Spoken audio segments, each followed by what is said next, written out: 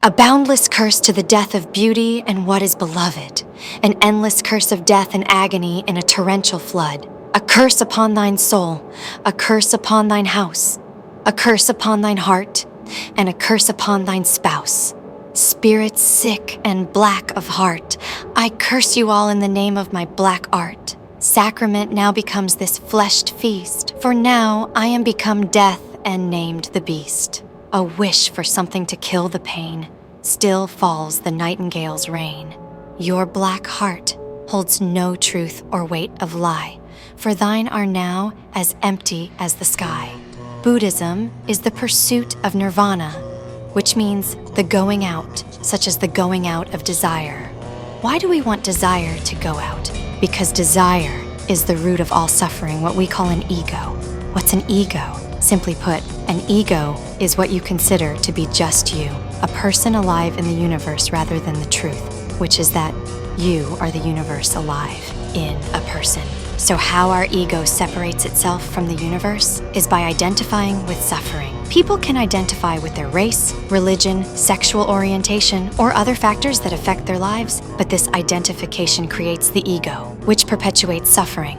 The result of this is we make karma, which is our doing actions and speech. Our goal then is to exhaust our karma. We call this Nirvana because it is the going out of our desire to be separated egos, so we can realize that we call Dharma. Dharma's definition differs depending on who you ask, but generally Dharma can be thought of as the universal order, which conditions karma and attributes it accordingly. The goal of Buddhism is to accept suffering as the result of desire, and to cease identifying with the separation of an ego so we can accept our true nature as universal consciousness in unity with the cosmos. How we do this is by exhausting our karma through incarnating into death and rebirth until we have fulfilled our purpose, which is that of the bodhisattva, or one who incarnates to liberate other beings from samsara. If you take Buddhism seriously, then it leads you to moksha, or liberation. Liberation is freedom from ego, and thus the cycle of death and rebirth. This means the Dharma will never cease its existence as change. This change is always acting on us.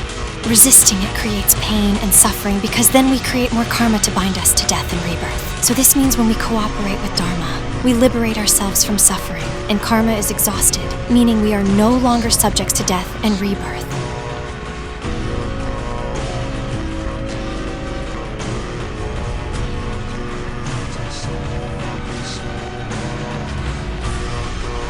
One, anicca is the impermanence of all things.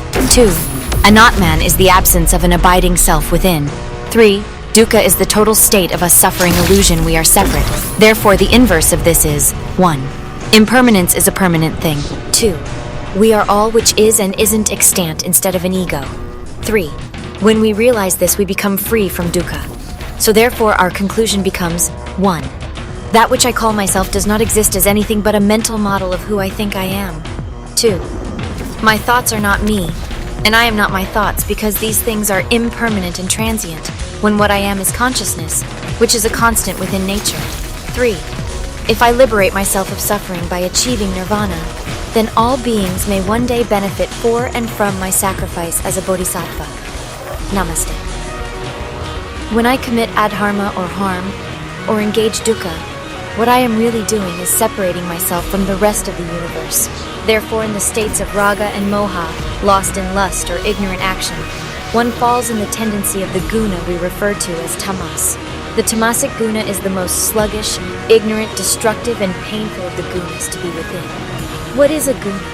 A guna is what we call a tendency of reality, or a thing which reality does with measurable consistency. There are 3 gunas as we understand.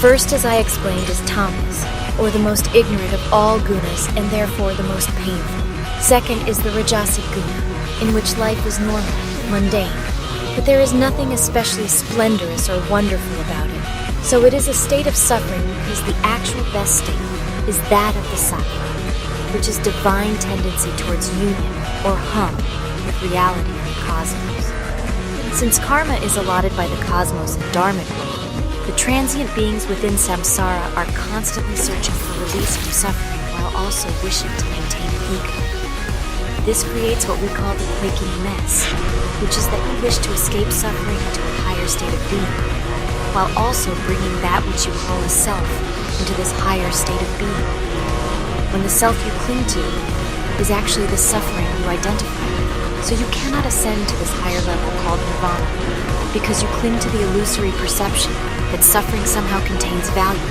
and is thus worth identifying with, when the reality being, all suffering's purpose, is only to deliver you to the Dharma or universal law, that being the choice to awaken from the illusion of separation.